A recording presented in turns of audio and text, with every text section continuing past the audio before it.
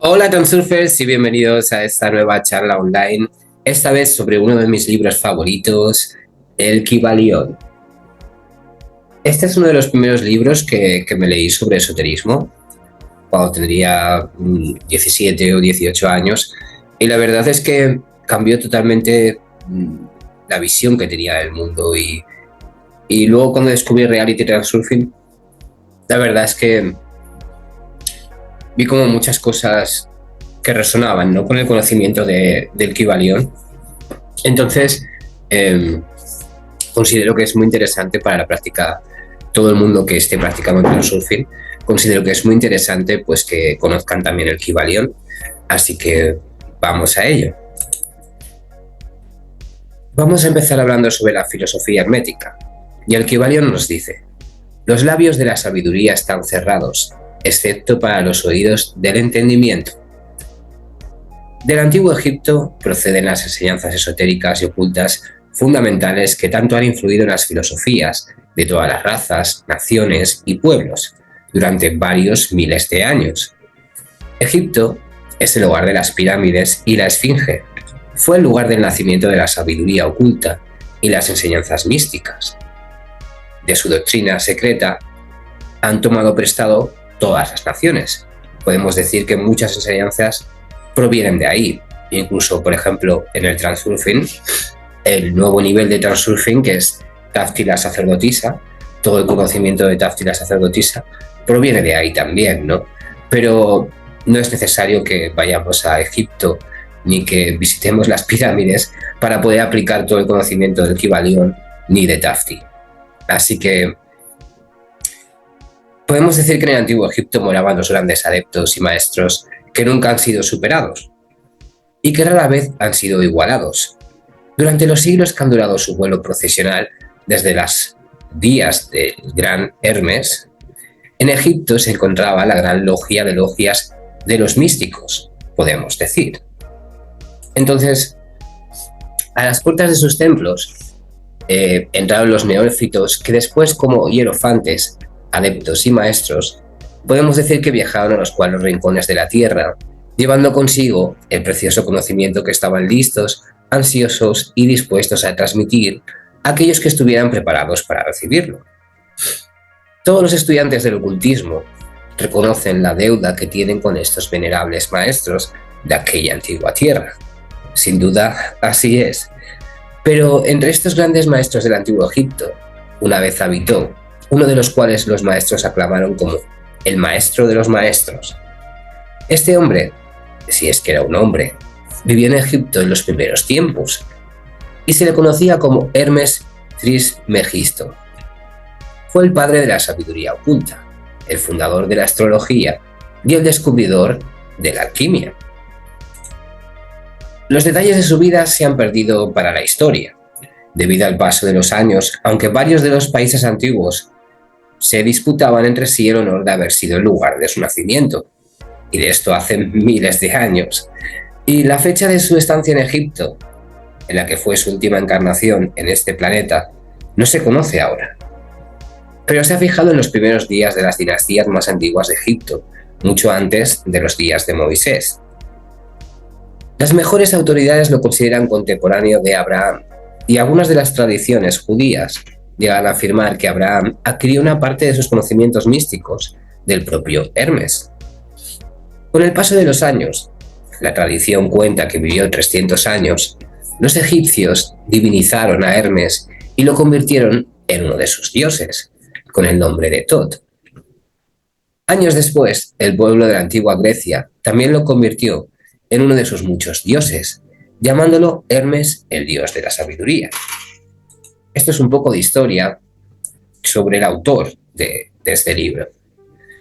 Los egipcios veneraron su memoria durante muchos siglos, sí, decenas de siglos, llamándole el escriba de los dioses y otorgándole distintivamente su antiguo título, Trismegisto, que significa el tres veces grande, el gran grande o el más grande o etcétera. Tiene muchos nombres, ¿no? En todas las tierras antiguas, el nombre de Hermes era venerado, siendo el nombre sinónimo de la fuente de la sabiduría. Hasta el día de hoy utilizamos el término hermético en el sentido de secreto, sellado para que nada pueda escapar. Y esto debido al hecho de que los seguidores de Hermes siempre observaron el principio del secreto en sus enseñanzas. No creían en echar perlas a los cerdos, sino que se aferraban a la enseñanza leche para los niños, carne para los hombres fuertes. Máximas ambas que resultan familiares a los lectores de las escrituras cristianas, pero que habían sido utilizadas por los egipcios durante siglos antes de la era cristiana. Y esta política de cuidadosa diseminación de la verdad siempre ha caracterizado a los herméticos. Incluso podemos decir que hasta el día de hoy. Las enseñanzas herméticas se encuentran en todas las tierras, entre todas las religiones, pero nunca identificadas con ningún país en particular, ni con ninguna secta religiosa en particular. Esto se debe a la advertencia de los antiguos maestros de no permitir que la doctrina secreta se cristalice en un credo. La sabiduría de esta precaución es evidente para todos los estudiantes de historia. El antiguo ocultismo de la India y de Persia degeneró, y se perdió en gran parte debido al hecho de que los maestros se convirtieron en sacerdotes, y así mezclaron la teología con la filosofía, siendo el resultado que el ocultismo de la India y Persia se ha perdido gradualmente en medio de la masa de superstición religiosa, cultos, credos y dioses. Entonces, lo mismo ocurrió con la antigua Grecia y con Roma. Así fue con las enseñanzas herméticas de los gnósticos y primeros cristianos, que se perdieron en la época de Constantino, cuya mano de hierro sofocó la filosofía con el manto de la teología, así perdiendo la Iglesia cristiana lo que era su propia esencia y espíritu, y haciendo que buscara a tientas durante varios siglos antes de encontrar el camino de regreso a su antigua fe. Las indicaciones evidentes para todos los observadores cuidadosos en este siglo XX es que la Iglesia está luchando ahora para volver a sus antiguas enseñanzas místicas, y continúa haciéndolo así en el nuevo siglo, ¿no? Pero siempre unas pocas almas fieles que mantuvieron viva la llama, cuidándola con esmero y no permitiendo que su luz se extinguiera. Y gracias a estos corazones firmes y a estas mentes intrépidas, aún tenemos la verdad entre nosotros. Pero no se encuentra en los libros, en gran medida. Se ha transmitido de maestro a alumno, de iniciado a hierofante y de labio a oído, podemos decir. Cuando se escribía, su significado se velaba en términos de alquimia y de astrología, de modo que solo aquellos que poseían la clave podían leerla correctamente. Y esto fue necesario para evitar las persecuciones de los teólogos de la Edad Media, que combatieron la doctrina secreta con fuego y espada, estaca, horca y con la cruz.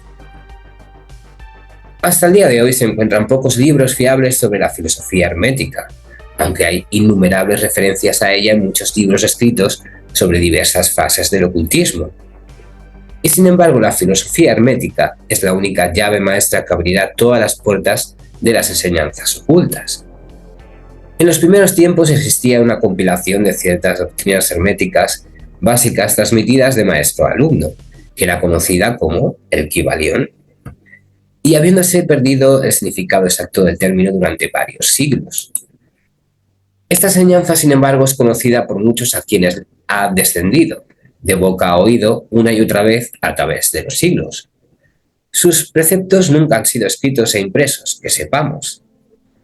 No es más que una colección de máximas, axiomas y preceptos incomprensibles para los extraños, pero fácilmente comprensibles para los estudiantes, una vez que los axiomas, máximas y preceptos habían sido explicados y ejemplificados por los iniciados herméticos a sus neófitos.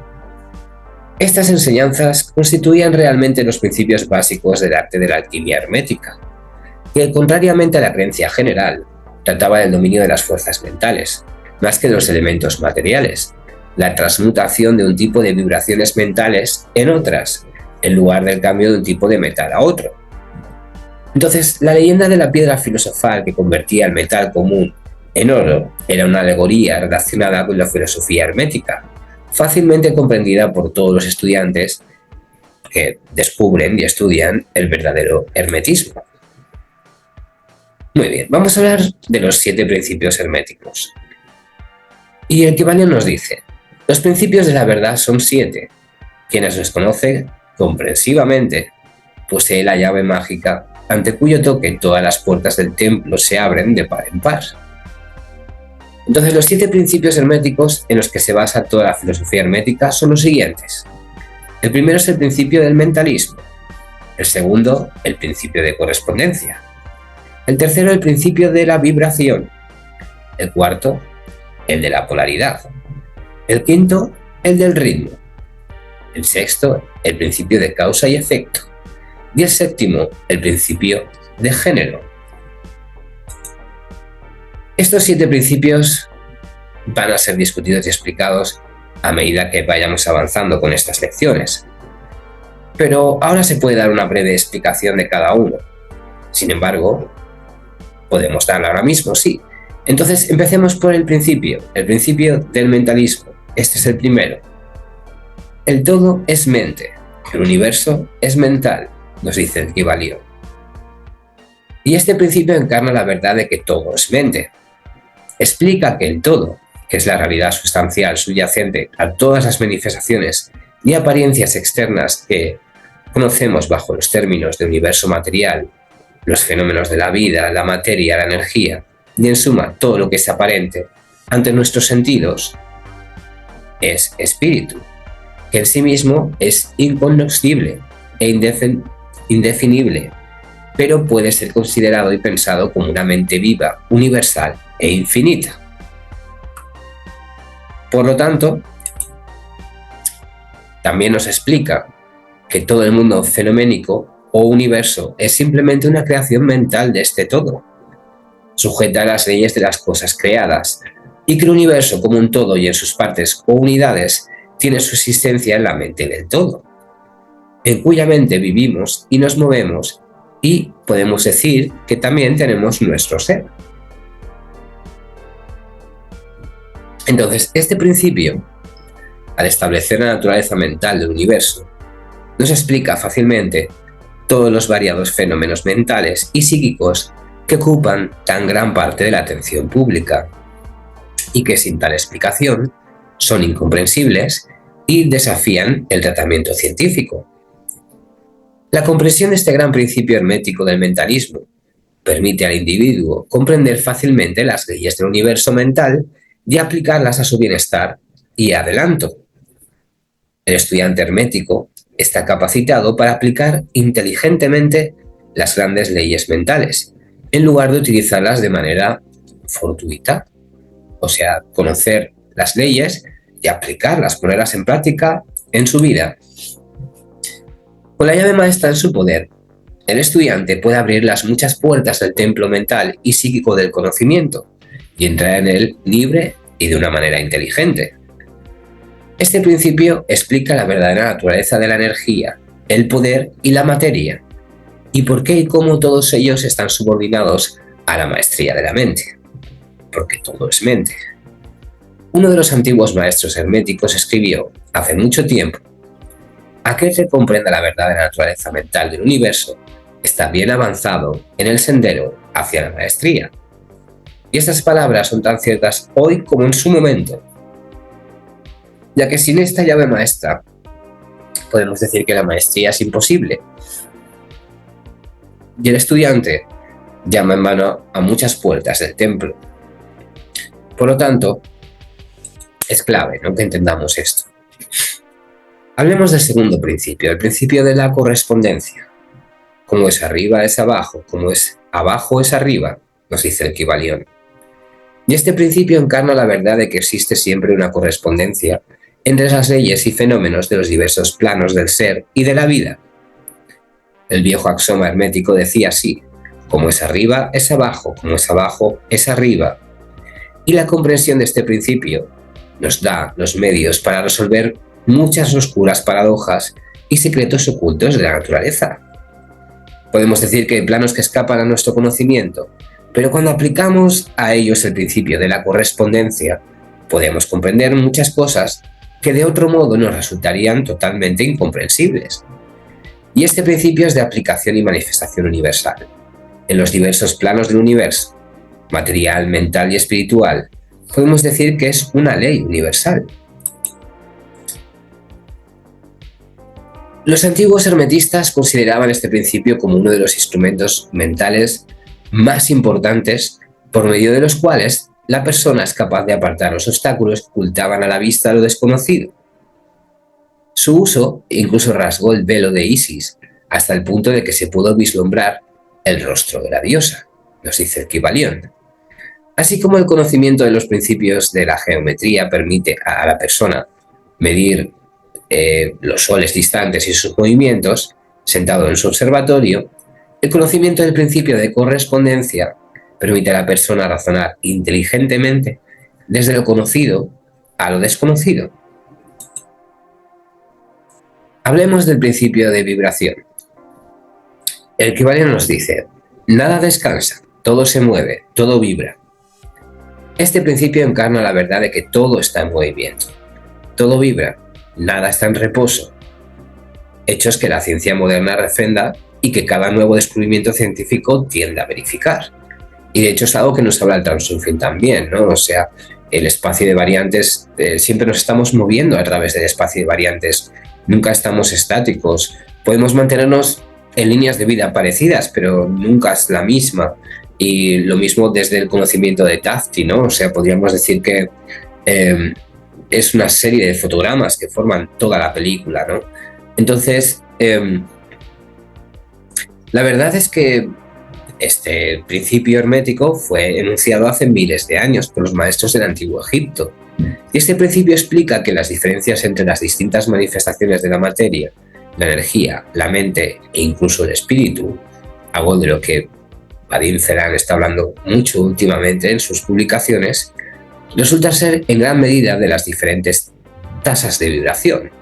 Lógicamente, lo mismo podemos aplicar en el Transurfing. O sea, todo está relacionado con nuestra vibración. Entonces, según cómo vibramos, según cómo transmitimos, la energía que estamos enviando al espejo de la realidad es la que vamos a acabar recibiendo. Entonces, podemos decir que desde el todo, que es el espíritu puro, hasta la forma más burda de materia, todo está en vibración. Cuanto más alta es la vibración, más alta es la posición en la escala. Lo mismo, cuanto más alto vibremos, más nos acercaremos a líneas de vida favorables y nos sentiremos más a gusto. Podemos decir que la vibración del espíritu es de una intensidad y una rapidez tan infinitas que prácticamente está en reposo. Como una rueda que se mueve rápidamente, parece inmóvil. Y en el otro extremo de la escala hay formas burdas de materia cuyas vibraciones son tan bajas que parecen estar en reposo también. Entre estos polos hay millones y millones de diferentes grados de vibración. Lo mismo podemos aplicar en el Transurfing, ¿no? O sea, el espacio de variantes es infinito, contiene todos los posibles escenarios que la mente pueda imaginar. Entonces, según nuestra vibración, estaremos en una línea de vida o en otra. Entre los polos, como decía, hay millones y millones de diferentes grados de vibración. Y desde el corpúsculo y el electrón, el átomo y la molécula, hasta los mundos y los universos, todo está en movimiento vibratorio. Todo es energía que se está moviendo. Lo mismo ocurre en los planos de la energía y de la fuerza, que no son más que diversos grados de vibración. En los planos mentales, cuyos estados dependen de las vibraciones, e incluso en los planos espirituales. La comprensión de este principio con las fórmulas apropiadas permite a los estudiantes herméticos gestionar sus propias vibraciones mentales, así como las de los demás. Los maestros también aplican este principio a la conquista de los fenómenos naturales de diversas maneras. Básicamente, lo que yo veo más aplicable de esto es que por nosotros mismos podemos manejar nuestra transmisión y así acabar consiguiendo lo que realmente queremos alcanzar. Vamos a hablar del cuarto principio, que es el principio de la polaridad. Podemos decir, que nos dice el Kybalión, que todo es dual, todo tiene polos, todo tiene su par de opuestos. Lo semejante y lo diferente son lo mismo. Los opuestos son idénticos en naturaleza, pero son diferentes en grado. Los extremos se encuentran y todas las verdades no son más que medias verdades. Todas las paradojas pueden reconciliarse. Bueno, este principio encarna la verdad de que todo es dual. Todo tiene dos polos, todo tiene su par de opuestos, y todos ellos antiguos axiomas herméticos. explica las viejas paradojas que han dejado perplejos a tantas personas y que se han enunciado de la siguiente manera. Tesis y antítesis son idénticas en naturaleza, pero diferentes en grado. Los opuestos son lo mismo, difiriendo solo en grado. Y los pares de opuestos pueden reconciliarse, los extremos se encuentran, todo es y no es al mismo tiempo. Todas las verdades no son más que medias verdades, y toda verdad es medio falsa. Todo tiene dos caras, etcétera, etcétera. Y Transurfing, por ejemplo, nos habla del espejo dual que es la realidad. O sea, así es. Entonces, Kybalion nos explica que en todo hay dos polos o aspectos opuestos y que los opuestos no son en realidad más que los dos extremos de lo mismo, con muchos grados variables entre ellos. Por ejemplo, el calor y el frío, aunque opuestos, son en realidad la misma cosa y las diferencias consisten simplemente en grados de la misma cosa. Mirad vuestro termómetro y ved si podéis descubrir dónde termina el calor y dónde comienza el frío. No existe el calor absoluto ni el frío absoluto. Los dos términos calor y frío indican simplemente grados diferentes de la misma cosa. Y esa misma cosa que se manifiesta como calor y frío no es más que una forma, una variedad y podemos decir que un ritmo de vibración. Así, calor y frío son simplemente los dos polos de lo que llamamos calor, y los fenómenos correspondientes son manifestaciones del principio de la polaridad. Yo creo que esto se entiende bien. El principio de polaridad explica estas paradojas, y ningún otro principio puede sustituirlo. Podemos decir que el mismo principio opera en el plano mental. Tomemos el ejemplo radical y el extremo del amor y del odio, dos estados mentales aparentemente totalmente diferentes. Y sin embargo, hay grados de odio y grados de amor, y un punto medio en el que usamos los términos me gusta o no me gusta, que se matizan entre sí tan gradualmente que a veces no sabemos si nos gusta o no nos gusta o ninguno de los dos. El bien y el mal no son más que los polos de una misma cosa, y el hermetista comprende el arte de transmutar el mal en el bien, la aplicación del principio de polaridad. Entonces, comprender este principio le permite a uno cambiar su propia polaridad, así como la de los demás, si se dedica el tiempo y el estudio necesarios para dominar este arte. Hablemos del principio del ritmo. Este principio nos dice que todo fluye, hacia afuera y hacia adentro. Todo tiene sus mareas, todas las cosas suben y bajan. La oscilación pendular se manifiesta en todo. La medida de la oscilación a la derecha es la medida de la oscilación a la izquierda. El ritmo compensa, nos dice el Kybalion. Bueno, este principio encarna la verdad de que en todo se manifiesta movimiento medido, de ida y de vuelta, un flujo y una afluencia, una oscilación hacia atrás y hacia adelante, un movimiento como de péndulo, un flujo y reflujo, como de marea, una marea alta y una marea baja. Entre los dos polos que existen de acuerdo con el principio de polaridad descrito ahora mismo. Siempre hay una acción y una reacción, un avance y un retroceso, y un ascenso y un descenso.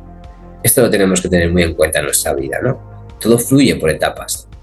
Y esto ocurre en los asuntos del universo, en los soles, los mundos, las personas, los animales, la mente, la energía y la materia, por supuesto.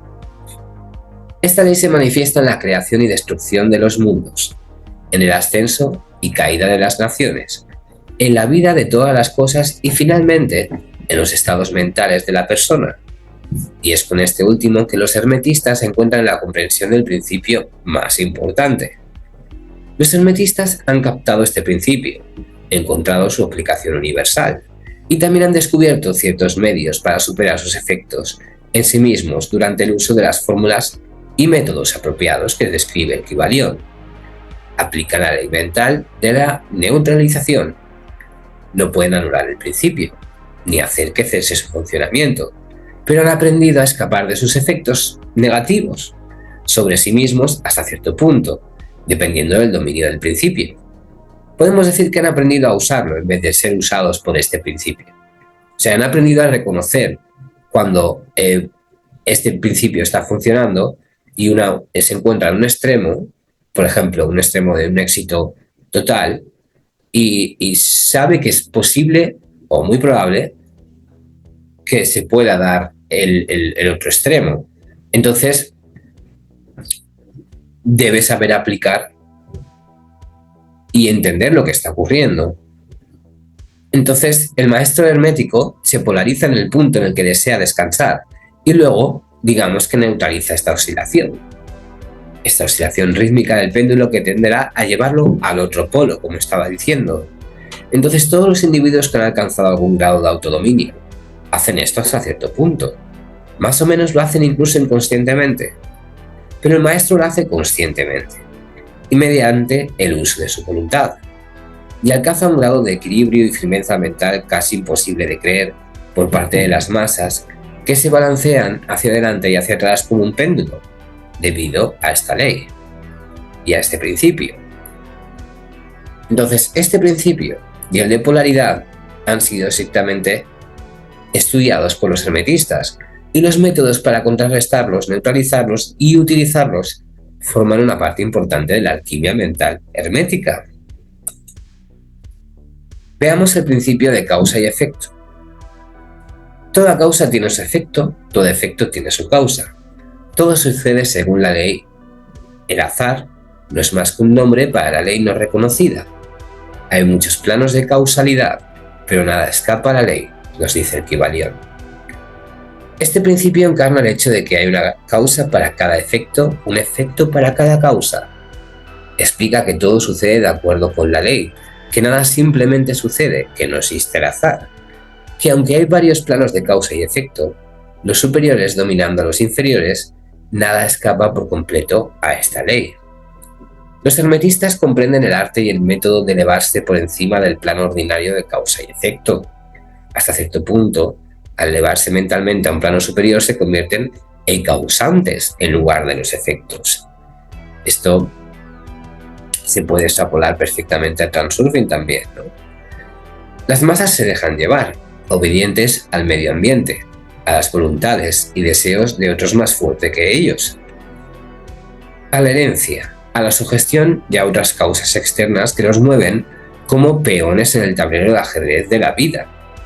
Pero los maestros, elevándose al plano superior, dominan sus estados de ánimo, caracteres, cualidades y poderes, así como el entorno que los rodea, y se convierten en hacedores en lugar de peones.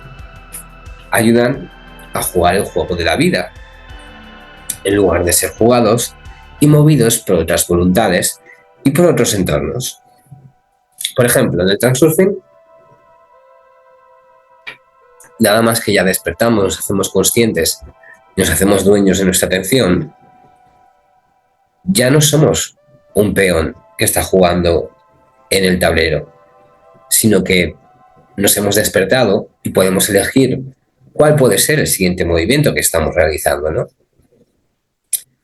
Podemos decir que los maestros obedecen a la causalidad de los planos superiores, pero ayudan a gobernar en su propio plano. O sea, en cierto modo gestionan su realidad. En esta afirmación se condensa una riqueza de conocimientos herméticos que quien pueda entenderla, que la entienda. Hablemos del principio de género, el séptimo principio. Hola Enrique, ¿qué tal? Muy bien, pues estaba comentando ya el séptimo principio. Está hablando de que el género está en todo, que todo tiene sus principios masculino y femenino, y que el género se manifiesta en todos los planos, nos dice el Kybalión. Entonces podemos decir que este principio encarna la verdad de que hay género manifestado en todo, los principios masculino y femenino, siempre en acción, siempre en movimiento. Y esto es cierto no solo en el plano físico, sino también en el plano mental e incluso en el plano espiritual. En el plano físico, el principio se manifiesta como sexo. En los planos superiores adopta formas mucho más elevadas, pero el principio es siempre el mismo. Entonces, ninguna creación física, mental, espiritual es posible sin este principio. La comprensión de sus leyes arroja la luz sobre muchos temas que han dejado perplejas a las mentes de muchas personas, ¿no? Entonces, el principio de género trabaja siempre en la dirección de la generación, la regeneración y la creación. Todo y cada persona contiene los dos elementos o principios, o este gran principio dentro de sí, por sí misma. Entonces, cada cosa masculina tiene también el elemento femenino. Cada femenina contiene también el principio masculino. Y si quieres comprender la filosofía de la creación, de la generación y la regeneración mental y espiritual, debes comprender y estudiar este principio hermético, ya que contiene la solución de muchos misterios de la vida. Este principio no tiene ninguna referencia a las muchas teorías, enseñanzas y prácticas lujuriosas bajas, perniciosas y degradantes que se enseñan bajo títulos fantasiosos y que son, por decirlo de alguna manera, una prostitución del gran principio natural de género. O sea, no tiene nada que ver con todo eso. La filosofía hermética siempre ha hecho sonar la nota de advertencia contra estas enseñanzas degradadas que tienden a la lujuria, el libertinaje y la perversión de los principios de la naturaleza. Si buscas tales enseñanzas, debes ir a buscarlas a otra parte, nos dice. El hermetismo no contiene nada en este sentido. Para el puro todas las cosas son puras, para el vil todas las cosas son viles, nos dice. La mente, al igual que los metales y los elementos, pueden transmutarse de estado en estado, de grado en grado, de condición a condición, de polo a polo y de vibración a vibración. La verdadera transmutación hermética es un arte mental, nos dice el Kybalión. Y podemos decir que es algo que hacemos también cuando estamos trabajando con Transurfing. O sea, estamos trabajando con el principio de, por ejemplo, la técnica de la diapositiva. Y estamos visualizando lo que queremos conseguir. Entonces, estamos en un modo activo, estamos en un modo de generación, un modo de alcanzar objetivos, ¿no? Es un modo activo de existencia. Entonces, esto también se puede definir como alquimia, ¿no? Los hermetistas podemos decir que fueron los primeros alquimistas y astrólogos, también psicólogos originales, siendo Hermes el fundador de estas escuelas de pensamiento. Perdón. Estoy un poco resfriado. Bueno, podemos decir que de la astrología ha surgido la astronomía moderna y de la alquimia ha surgido la química moderna. De la psicología mística ha surgido la psicología moderna de las escuelas. Pero no debe suponerse que los antiguos ignoraban lo que las escuelas modernas suponen que es propiedad exclusiva y especial. Entonces, no sé si conocéis algunos de los registros grabados en las antiguas piedras del Antiguo Egipto. Estos, podemos decir, que demuestran de manera concluyente que los antiguos tenían un conocimiento completo de la astronomía. La propia construcción de las pirámides muestra la conexión entre su diseño y el estudio de la ciencia astronómica. Y podemos decir también que el Transurfing nos habla de que la intención externa fue utilizada por los antiguos egipcios para construir las pirámides. También debemos saber que no ignoraban la química, pues los fragmentos de los escritos antiguos muestran que conocían las propiedades químicas de las cosas. De hecho, las antiguas teorías sobre la física están siendo lentamente verificadas por los últimos descubrimientos de la ciencia moderna, especialmente los relativos a la constitución de la materia. Entonces, como vemos, es algo muy interesante, ¿no? O sea, nos damos cuenta de que los antiguos egipcios eran una civilización increíble con un conocimiento que, perdón, es que tengo la garganta un poco... Oh. Pues tenían un conocimiento realmente profundo de muchas cosas que se han perdido, ¿no? Y que hoy en día, pues, no nos han llegado, ¿no? Entonces yo creo que por eso el conocimiento del Kybalión es tan valioso. Entonces, tampoco hay que suponer que ignoraban los llamados descubrimientos modernos en psicología. Por el contrario, los egipcios eran especialmente hábiles en la ciencia de la psicología, particularmente en las ramas que las escuelas modernas ignoran, pero que sin embargo están siendo descubiertas bajo el nombre de ciencia psíquica, que es desconcentrando a los psicólogos de hoy en día y haciéndoles admitir a regañadientes que puede que haya algo en ello después de todo. Y podemos decir que la verdad es que por debajo de la química, la astronomía y la psicología materiales, es decir, la psicología en su fase de acción cerebral, los antiguos poseían un conocimiento de astronomía trascendental llamada astrología, de química trascendental llamada alquimia y de psicología trascendental llamada psicología mística. Poseían tanto el conocimiento interior como el conocimiento exterior. Este último solo lo poseen los científicos modernos. Entre las muchas ramas secretas del conocimiento que poseían los hermetistas estaba la conocida como transmutación mental, que constituye el tema que estamos tratando ahora. Entonces, transmutación es un término empleado habitualmente para designar el antiguo arte de la transmutación de los metales, en particular de los metales comunes en oro. La palabra transmutar significa cambiar de una naturaleza, forma o sustancia a otra, transformarla. En consecuencia, transmutación mental significa el arte de cambiar y transformar estados, formas y condiciones mentales en otras. Y esto se puede aplicar claramente a la práctica de Transurfing también, o sea, es lo que estamos haciendo cuando estamos practicando. Cuando, por ejemplo, estamos aplicando el principio del beneficio o la coordinación de la intención, lo que estamos haciendo es transmutar esa energía que nos llega desde fuera a través de una circunstancia o un problema, o lo que podemos considerar un problema, y lo transmutamos, lo hacemos, le vemos el beneficio, le sacamos el lado positivo y eso nos conduce a las líneas de vida positivas, en vez de en esa desviación a las líneas negativas. Y es como que eso es lo que nos está diciendo también, en cierto modo aquí, el Kybalión, ¿no? Entonces, la transmutación mental es pues el arte de la química mental. Y es un poco también lo que podemos aplicar en el Transurfing, ¿no? O sea, ser auténticos alquimistas del pensamiento, seleccionar muy bien los pensamientos que pasan por nuestra cabeza, porque todos los pensamientos tienen poder. Los pensamientos no pasan sin dejar huella. Es como si hiciéramos una pincelada energética en el lienzo de nuestra realidad, ¿no? Siempre vamos a obtener un resultado por ese pensamiento. Entonces, la transmutación, alquimia o química en el plano mental, podemos decir que es bastante importante en sus efectos.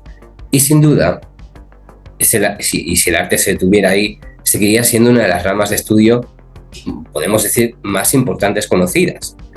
Pero esto podemos decir que no es más que el principio.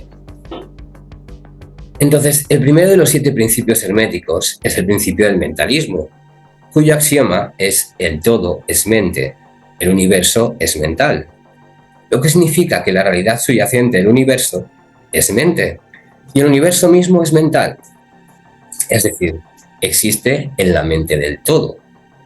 Claro, ¿cómo podríamos aplicar esto en el Transurfing? Podríamos decir que el todo es el espacio de variantes donde todo existe, o lo que Tafti nos diría sería el archivo de la eternidad, de donde todo procede, ¿no? Pues el todo aquí sería eso, ¿no? Consideramos este principio en lo que hemos ido viendo, pero vamos a ver el efecto del principio si se supone que es cierto. Si el universo es mental en su naturaleza, entonces la transmutación mental debe ser el arte de cambiar condiciones del universo a lo largo de las líneas de materia, de la fuerza y de la mente. Se ve pues que la transmutación mental es realmente la magia de la que los antiguos escritores tenían tanto que decir en sus obras místicas y sobre la que daban tan pocas instrucciones prácticas. Sí, todo es mental. Entonces el arte que permite transmutar las condiciones mentales debe convertir al maestro en el gestionador de las condiciones materiales. Y bueno, así es. Así como de las ordinariamente llamadas mentales. O sea, todo empieza en nuestra mente, básicamente. Ahí es donde comienza todo y a través de nuestra mente podemos transmutar lo que no nos gusta de nuestra vida y cambiarlo y dirigirnos, como nos diría Transurfing, a las líneas de vida positivas en las que todo lo que queremos empieza a aparecer, ¿no? De hecho, solo los alquimistas mentales avanzados han podido alcanzar el grado de poder necesario para gestionar las condiciones físicas más groseras tales como el control de los elementos de la naturaleza, la producción o cesación de las tempestades, la producción y cesación de los terremotos y otros grandes fenómenos físicos. Estos maestros no hacen exhibiciones públicas de sus poderes, sino que buscan la reclusión de las multitudes, a fin de trabajar mejor su camino a lo largo del sendero de la realización. Por eso no conocemos muchos casos de estas personas, ¿no? Todo lo que llamamos fenómenos psíquicos, influencia mental, ciencia mental, fenómenos de nuevos pensamientos, opera según las mismas líneas generales, pues no hay más que un principio implicado, y sea cual fuere el nombre que se le dé a estos fenómenos. Siempre parten desde este principio, ¿no?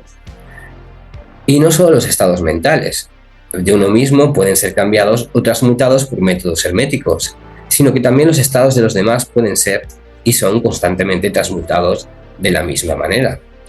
O sea, esto lo podemos ver a través de la información que nos llega siempre, ¿no? Toda la información que estamos recibiendo siempre nos afecta de un modo u otro si no sabemos separarnos de ella y observarla con un punto de vista objetivo, sin implicarnos, ¿no? Claro, depende cuánto de cerca nos toque esa información también, ¿no? En ese momento. Podemos decir que el público está tan generalmente informado sobre estas cosas en la actualidad que no considero necesario mencionarlas extensamente, siendo mi propósito en este punto simplemente mostrar el principio hermético y el arte que subyace a todas estas diversas formas de práctica, buenas y malas, ya que la fuerza puede ser utilizada en direcciones opuestas, de acuerdo con los principios herméticos de la polaridad. Por eso, he creado un taller donde voy a exponer los principios básicos de la transmutación mental, para que todos los que asistan puedan comprender los principios subyacentes y entrar más a fondo en todo este tema del hermetismo, que puede ser un poco complejo de primeras, y poseer así la llave maestra que abrirá las muchas puertas del principio de la polaridad, y así hacerlo operar en nuestras vidas de un modo mucho más inteligente y mucho más activo. Pues muy bien, hasta aquí la charla de hoy.